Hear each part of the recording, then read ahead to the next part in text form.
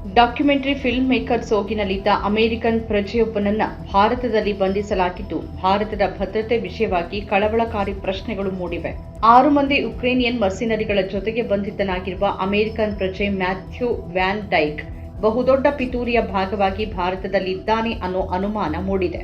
ಈತ ಒಂದು ಕಾಲದಲ್ಲಿ ಅಲ್ ಖೈದಾ ಅಂಗಸಂಸ್ಥೆಯಾಗಿದ್ದ ಸಿಐಎ ಪಾಲಿನ ದೊಡ್ಡ ಬಲವಾಗಿದ್ದ ಅಂತ ಹೇಳಲಾಗ್ತಿದೆ.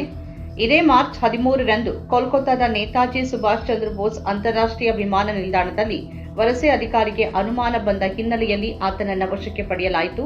ನಂತರ ಆತನನ್ನ ಎನ್ಐಎಗೆ ಹಸ್ತಾಂತರಿಸಲಾಯಿತು.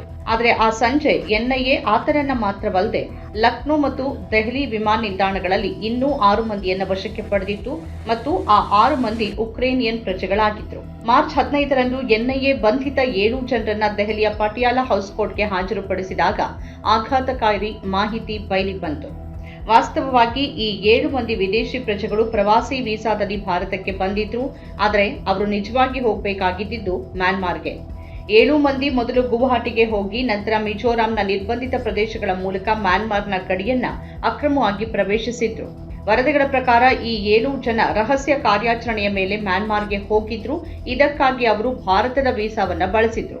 ಈ ಜನ ಮ್ಯಾನ್ಮಾರ್ನಲ್ಲಿ ದಂಗೆಗೆ ಪ್ರಯತ್ನಿಸುತ್ತಿರುವ ಜನಾಂಗೀಯ ಸಶಸ್ತ್ರ ಗುಂಪುಗಳಿಗೆ ಡ್ರೋನ್ ಯುದ್ಧ ತರಬೇತಿ ನೀಡಿದ್ದಾರೆ. ಮಾತ್ರವಲ್ಲದೆ ಶಸ್ತ್ರಾಸ್ತ್ರಗಳ ಪೂರೈಕೆ ಮತ್ತು ಭಯೋತ್ಪಾದಕ ಚಟುವಟಿಕೆ ನಡೆಸಲು ಸಹಾಯ ಮಾಡಿದ್ದಾರೆ ಅಂತ ಎನ್ಐಎ ಆರೋಪಿಸಿದೆ. ಮ್ಯಾನ್ಮಾರ್ನಲ್ಲಿ ತಮ್ಮ ಕಾರ್ಯಾಚರಣೆ ಪೂರ್ಣಗೊಳಿಸಿದ ನಂತರ ಭಾರತಕ್ಕೆ ಹಿಂತಿರುಗ್ತಾ ಇದ್ದಾಗ 7 ಜನ ಎನ್ಐಎಗೆ ಸಿಕ್ಕಿಬಿದ್ರು. ಪಟಿಯಾಲ ಹೌಸ್ ಕೋರ್ಟ್ ಅವರನ್ನ 11 ದಿನಗಳ ಕಸ್ಟಡಿಗೆ ಕಳಿಸಿದೆ. ಬಂಧಿತ 7 ಜನರಲ್ಲಿ ಅಮೆರಿಕದ ಪ್ರಜೆ ಮ್ಯಾಥ್ಯೂ ವ್ಯಾನ್ ಡೈಕ್ ಇದ್ದು, ಆತನ ಗುರುತು ಬಹಿರಂಗಗೊಂಡ ನಂತರ ತನಿಖಾ ಸಂಸ್ಥೆಗಳು ಬೆಚ್ಚಿಬಿದ್ದಿವೆ. ಪ್ರಪಂಚದ ಪ್ರತಿಯೊಂದು ಸಂಘರ್ಷದಲ್ಲೂ ಕಾಣಿಸಿಕೊಳ್ಳುವ ವ್ಯಕ್ತಿ ಆತನಾಗಿದ್ದು, ಯುದ್ಧ ವರದಿಗಾರ, ಡಾಕ್ಯುಮೆಂಟರಿ ಫಿಲ್ಮ್ ಮೇಕರ್ ಅಂತೆಲ್ಲ ಹೇಳ್ಕೊಳ್ತಾನೆ. ಲಿಬಿಯಾದಿಂದ ಸಿರಿಯಾದಲ್ಲಿ ನಡೆದಿರುವ ಅಂತರ್ಯುದ್ಧದವರೆಗೆ ಮತ್ತು ಉಕ್ರೇನ್ ಯುದ್ಧದವರೆಗೆ ಪ್ರಪಂಚದ ಪ್ರತಿಯೊಂದು ಸಂಘರ್ಷ ವಲಯದಲ್ಲಿ ಅವನು ಕಾಣಿಸಿಕೊಂಡಿದ್ದಾನೆ. ವೆನಿಜುವೆಲಾದಲ್ಲೂ ಅವನನ್ನ ಗುರುತಿಸಲಾಗಿದೆ. ಅಂದ್ರೆ ಯುದ್ಧ ನಡೀತಿರೋ ಕಡೆಯಲ್ಲೆಲ್ಲ ಅವನು ಇದ್ದಾನೆ. ಕೆಲವರು ಅವನನ್ನ ಸಿಐಎ ಕಡೆಯವನು ಅಂತ ಕರೀತಾರೆ, ಮತ್ತೆ ಕೆಲವರು ಅವನನ್ನ ಬಾಡಿಗೆ ಸೈನಿಕ ಅಂತ ಕರೀತಾರೆ. ಬಂಧಿತ 6 ಉಕ್ರೇನಿಯನ್ ಮರ್ಸಿನರಿಗಳಲ್ಲಿ ಮೆರಿಯನ್ ಸ್ಟೆಫಾನ್ಸಿಕ್, ಮರಿಯನ್ ಹೊರುಕ್ ಮತ್ತು ವಿಕ್ಟರ್ ಕಾಮಿನ್ಸ್ಕಿ ಈ 3ರನ್ನ ದೆಹಲಿ ವಿಮಾನ ನಿಲ್ದಾಣದಲ್ಲಿ ಬಂಧಿಸಲಾಯಿತು. ಪೆಟ್ರೋ ಹುರ್ಬಾ, ತಾರಾಸಿ ಲಿವಿಯಾಕ್ ಮತ್ತು ಇವಾನ್ ಸುಕೋಮೊನೋವ್ಸ್ಕಿ ಎಂಬ ಇತರ 3ರನ್ನ ಲಕ್ನೋ ವಿಮಾನ ನಿಲ್ದಾಣದಲ್ಲಿ ಬಂಧಿಸಲಾಗಿದೆ.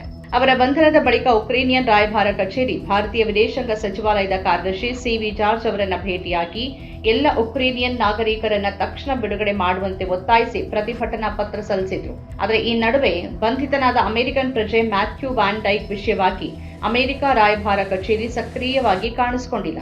ತನಗೆ ಪರಿಸ್ಥಿತಿಯ ಬಗ್ಗೆ ಅರಿವಿದೆ ಅಂತಷ್ಟೇ ಅದು ಹೇಳಿರೋದಾಗಿ ವರದಿಯಾಗಿದೆ. ಎನ್ಐಎ ಹಾಕಿರುವ ಎಫ್ಐಆರ್ ಮತ್ತು ಪಟಿಯಾಲ ಹೌಸ್ ನ್ಯಾಯಾಲಯದಲ್ಲಿ ಸಲ್ಲಿಸಲಾದ ಆರೋಪಗಳ ಪ್ರಕಾರ ಈ ವಿಷಯ ಭಾರತದ ರಾಷ್ಟ್ರೀಯ ಭದ್ರತೆ ಮತ್ತು ಗಡಿ ಪ್ರದೇಶಗಳ ಭದ್ರತೆಗೆ ಸಂಬಂಧಿಸಿದೆ.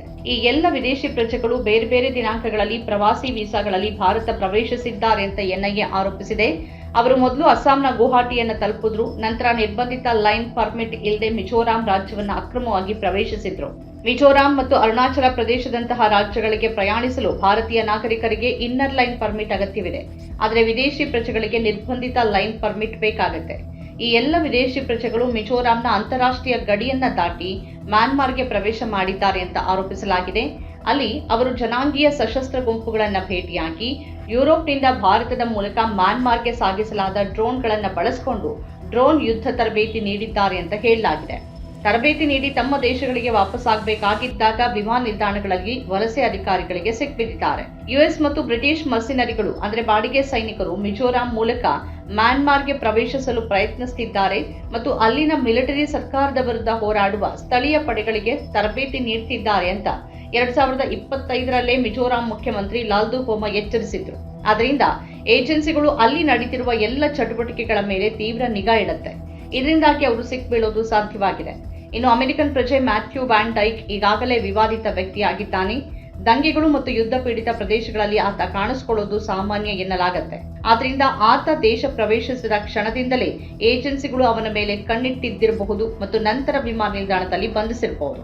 ಆತನನ್ನ ಒಬ್ಬ ಬಾಡಿಗೆ ಸೈನಿಕ ಅಂತ ಹೇಳಲಾಗುತ್ತೆ. ಆದರೆ ಆತ ಸಿಐಎ ಏಜೆಂಟ್ ಅನ್ನೋ ಅನುಮಾನನೂ ಇದೆ.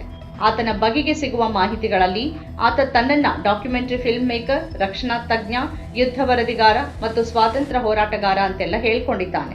ಸುಮಾರು 46 ವರ್ಷ ವಯಸ್ಸಿನ ಆತ ಅಮೆರಿಕದ ಬಾಲ್ಟಿಮೋರ್ನವನು. ಜಾರ್ಜ್ ಟೌನ್ ವಿಶ್ವವಿದ್ಯಾನಿಲಯದಿಂದ ರಾಜಕೀಯ ವಿಜ್ಞಾನದಲ್ಲಿ ಪದವಿ ಮತ್ತು ಭದ್ರತಾ ಅಧ್ಯಯನದಲ್ಲಿ ಸ್ನಾತಕೋತ್ತರ ಪದವಿ ಪಡೆದಿದ್ದಾನೆ. ಒಸಾಮಾ ಬಿನ್ ಲಾಡೆನ್ ನೇತೃತ್ವದ ಅಲ್ ಖೈದಾ ಯುಎಸ್ ಅನ್ನು ಯಾಕೆ ಗುರಿಯಾಗಿಸಿಕೊಂಡಿದೆ ಅನ್ನೋದರ ಕುರಿತು ಆತನ ಸ್ನಾತಕೋತ್ತರ ಪ್ರಬಂಧವಿದ್ದ ಬಗ್ಗೆ ಮಾಹಿತಿ ಸಿಗುತ್ತೆ.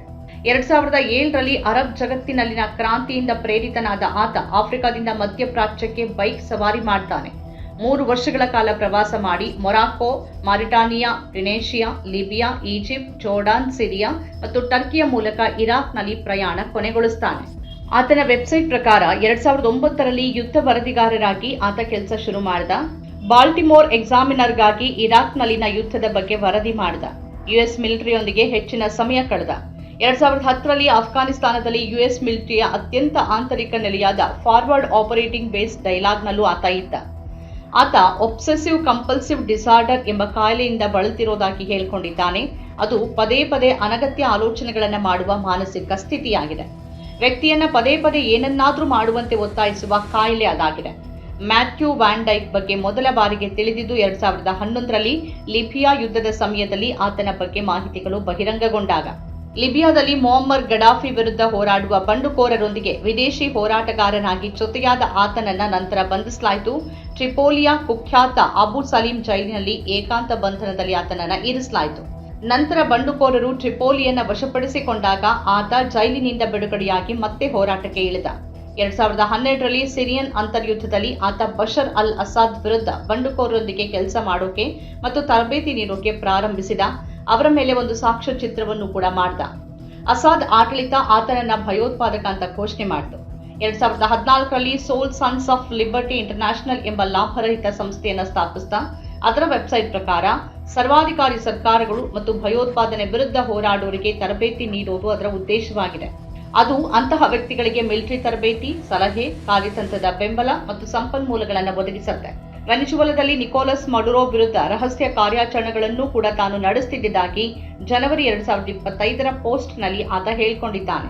ವೆನಿಜುವೆಲಾದ ಬಂಡುಕೋರರ ಜೊತೆಗೆ ಸರ್ಕಾರದ ವಿರುದ್ಧ ಹೋರಾಡ್ತಿರೋದಾಗಿ ಮತ್ತು ದಂಗೆಯನ್ನ ಸೋಲಿಸಿ ಪ್ರಜಾಪ್ರಭುತ್ವ ಸ್ಥಾಪನೆ ಮಾಡೋವರೆಗೆ ಹೋರಾಡುವುದನ್ನು ಮುಂದುವರಿಸೋದಾಗಿ ಆತ ಹೇಳಿಕೊಂಡಿದ್ದಾನೆ. ರಷ್ಯಾ ವಿರುದ್ಧ ಹೋರಾಡಲು 2022ರಲ್ಲಿ ಉಕ್ರೇನ್ಗೆ ಹೋಗಿದ್ದೆ ಅಂತ ಕೂಡ ಆತ ಹೇಳಿಕೊಂಡಿದ್ದಾನೆ.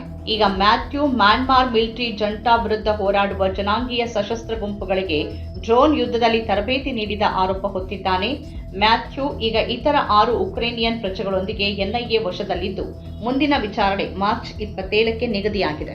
ನಮ್ಮ ಕಾರ್ಯಕ್ರಮಗಳನ್ನ ನೀವು ನೋಡ್ತಾ ಇದ್ರೆ ನಮ್ಮ ಚಾನೆಲ್ ಅನ್ನ ಸಬ್ಸ್ಕ್ರೈಬ್ ಮಾಡಿ, ಪಕ್ಕದ ಬೆಲ್ ಐಕಾನ್ ಒತ್ತಿ ನಮ್ಮನ್ನ ಬೆಂಬಲಿಸಿ. ಹಾಗೆ ನಮ್ಮ ಕಾರ್ಯಕ್ರಮಗಳನ್ನ ಲೈಕ್ ಮಾಡಿ, ಕಮೆಂಟ್ ಮಾಡಿ, ಅದನ್ನ ಬೇರೆಯವರಿಗೂ ವಾಟ್ಸ್ಆಪ್ ಮೂಲಕ ಶೇರ್ ಮಾಡಿ.